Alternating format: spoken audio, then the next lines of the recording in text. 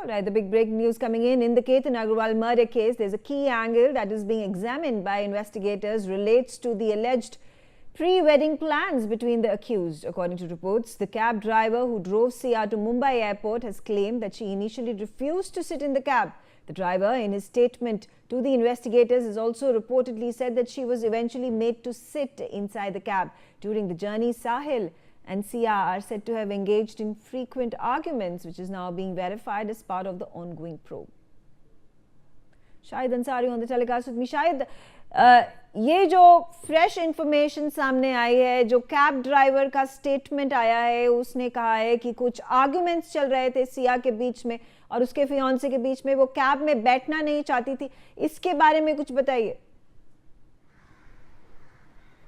जी बिल्कुल, cab driver ने जो बयान दिया है उस बयान के मुताबिक ये बातें सामने आई है कि सिया जो है उस कैब में बैठना नहीं चाहती थी।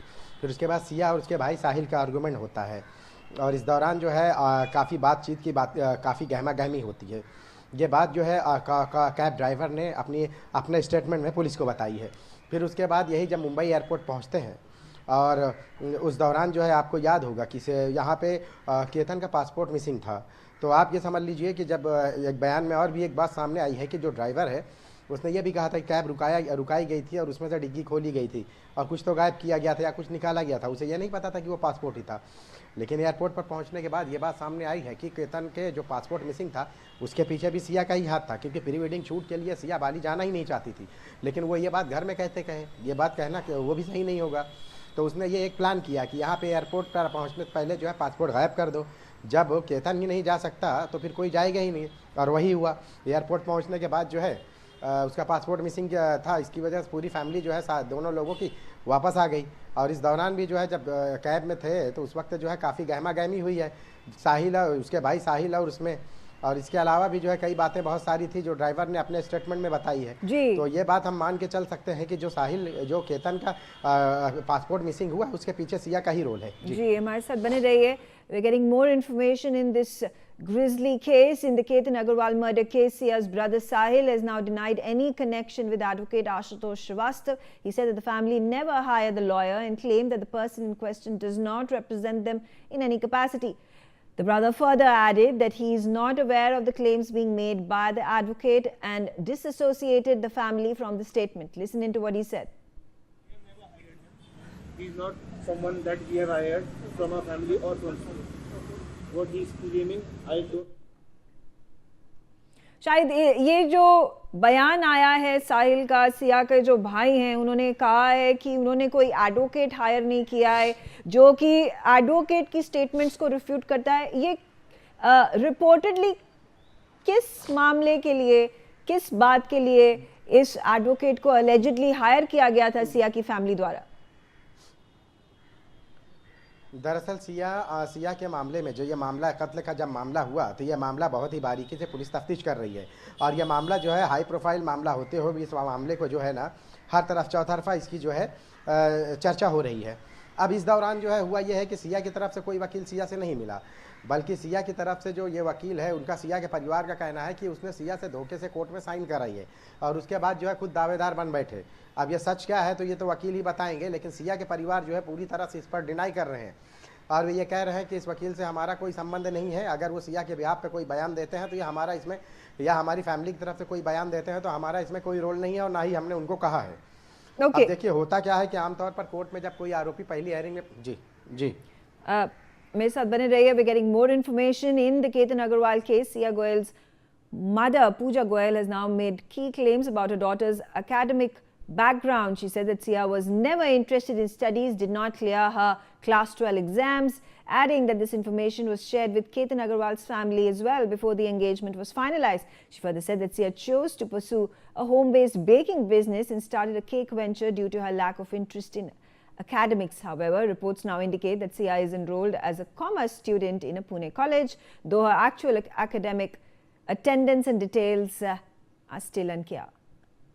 शायद अगर हम सिया की एजुकेशनल हिस्ट्री के बात करें, यहाँ पर इंटेरोगेशंस ऑफ कोर्स पुलिस कर रही है। अब सिया की मदर का ये एक बयान आया है कि सिया पढ़ाई में इंटरेस्टेड नहीं थी, उसने कॉलेज में जो एनरोल किया था उसमें वो इंटरेस्टेड नहीं थी, उसने होम बेकिंग बिजनेस एक शुरू किया था। इससे, इस इंफॉर्मेशन से क्या इम्पैक्ट पड़ सकता है पुलिस की इन्वेस्टिगेशन में? देखिए, इससे जो है सिया क्या करती थी ये माने नहीं रखता। सिया ने क्या किया है ये पुलिस के उसमें गुनाह है और उसको लेकर पुलिस इन्वेस्टिगेट कर रही है। सिया की माँ ने जो बात बताई है कि 12वीं तक ही जो है पढ़ी हुई है, उनकी बेटी की पढ़ाई में मन नहीं लगता था, फिर उसके बाद उसने केक और बेकिंग का काम शुरू किया। ये सारी चीज़ें जो है उन्होंने, ऐसा उनका कहना है कि हमने ये सारी बातें जो है केतन के फैमिली को बताई थी उसके बाद। लेकिन बात यह है, घूम फिर के यही आती है कि ये सब कुछ बता देने के बाद कि सिया का जो है पुणे के एक कॉलेज में जो है बतौर कॉमर्स स्टूडेंट से इनरोल है। अब वो अलग बात है कि वो गई नहीं कभी, या ये एक अलग चीज़ है, लेकिन सिया की माँ के मुताबिक जो है उसका पढ़ाई में मन नहीं लगता था। अब देखिए, पुलिस के मुताबिक जो है सारी चीज़ें, इस केस में क्या इफेक्ट पड़ेगा, इस केस में पुलिस को क्या, इस बयान से क्या फ़र्क पड़ेगा। तो देखिए, पुलिस के लिए तो सबसे अहम यह है कि सिया के खिलाफ जो चीज़ें अब तक मिली है वो सिया के खिलाफ सबूत के तौर पर पुलिस के लिए काफ़ी है। हालांकि पुलिस ने जो है इस मामले में अभी भी कस्टडी मांगी और कस्टडी पे दिया भी गया है इन दोनों को। अभी इस दौरान और भी कई अहम चीज़ें हैं जो पुलिस को तलाश करना बेहद ज़रूरी है, क्योंकि कोर्ट में जब ये ट्रायल चलेगा तो उस दौरान सिया के खिलाफ क्या सबूत पुलिस के पास है ये सब कोर्ट में रखना पड़ेगा। जी बिल्कुल, मेरे साथ बने रहिए। We getting more information in this case. The court has now granted 4 more days of police custody to accused Chetan Chaudhary. His counsel has argued that no valid grounds were shown for extending this custody, saying all necessary recoveries could have been completed during the initial 7 days itself. But the court has observed that the gravity of the case and allowed the additional custody for further investigation. The police have sought analysis of the accused and the recovery of a pair of full-length trousers that he was wearing when leaving home, while most other items have already been recovered. Let's listen.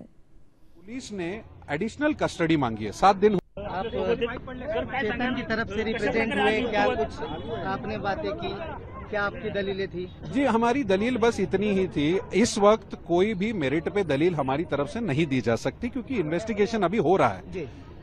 Facts अभी तक बाहर आने बाकी है। हमने सिर्फ, police ने additional custody मांगी है, 7 दिन हो चुके, उनसे और 7 दिन की मांग की गई थी कोर्ट से। हमने सिर्फ ये बताया है हमारे खिलाफ, यानी कि चेतन के खिलाफ कोई रीजन नहीं दिया गया है कि उसकी कस्टडी क्यों बढ़ाई दी जाए। तो इस बात पर हमने बहस की। हमारी दलील बस यही थी कि जो भी आपको रिकवरी करनी थी वो आप 7 दिन में कर सकते थे, एडिशनल कस्टडी की कोई जरूरत नहीं है। लेकिन कोर्ट ने गंभीरता को देखते हुए 4 दिन की कस्टडी और दी है, ताकि पुलिस अच्छे से तफ्तीश कर सके और रिमार्क्स सुन के अच्छे से आ सके। बहस बताइए। Shahid Ansari is back on the telecast with me. Shahid, Chetan Chaudhary की कस्टडी भी 4 दिन तक एक्सटेंड कर दी गई है। क्या इंफॉर्मेशन और हमें मिल रही है जो कि चेतन को इस पूरे मर्डर केस में इन्वॉल्व करती है? देखिए, चेतन और सिया दोनों का उतना ही हक है, हाँ, वो दोनों उतने ही कसूरवार हैं जो दोनों ने इस मर्डर को अंजाम दिया है। कोर्ट में आज जो है चेतन के वकील ने यह बात ज़रूर कही है कि उनका रोल ख़त्म हो गया, कस्टडी अब ज़रूरत नहीं है। लेकिन पुलिस ने कोर्ट में अपनी बातें रखी और ये बताया है कि इस मामले में और भी कई लोगों से पूछताछ करना बाकी है। कई ऐसे लोग भी हैं जिनका चेतन, सिया, इन सब के साथ जो है पूछताछ करना, इंट्रोगेशन बाकी है। ये वजह है कि कोर्ट ने जो है 3 जुलाई तक के जो है पुलिस हिरासत में रखने का हुक्म जारी किया है। अब रही बात चेतन की या सिया की, अगर इनके वकील ये कहते हैं कि उसमें कोई ज़रूरत नहीं है तो बात ज़रूरत की नहीं होती। बात यह है कि पुलिस की इन्वेस्टिगेशन कितनी कंप्लीट हुई, या पुलिस को अभी और क्या चाहिए, वो कोर्ट के सामने पुलिस अपना पक्ष रख सकती है। पुलिस ने अपना पक्ष कोर्ट के सामने रखा और बताया कि उन्हें अभी भी जो है मजीद इंट्रोगेशन की ज़रूरत है, जिसकी वजह से कोर्ट ने पुलिस को जो है 3 जुलाई तक जो है दोनों को हिरासत में रखने का हुक्म दिया है। अभी 3 जुलाई तक पुलिस जो है जो चीज़ें बाकी है, जो चीज़ें तफ्तीश करनी है, पुलिस जो है इस दौरान करेगी। इस दौरान सिया के कई पहचान वाले, सिया के रिश्तेदार, सिया के घर और वो लोग जो है जो बीचौलिया का किरदार अदा किया इस रिश्ते में, उनको भी तलब किया जाएगा।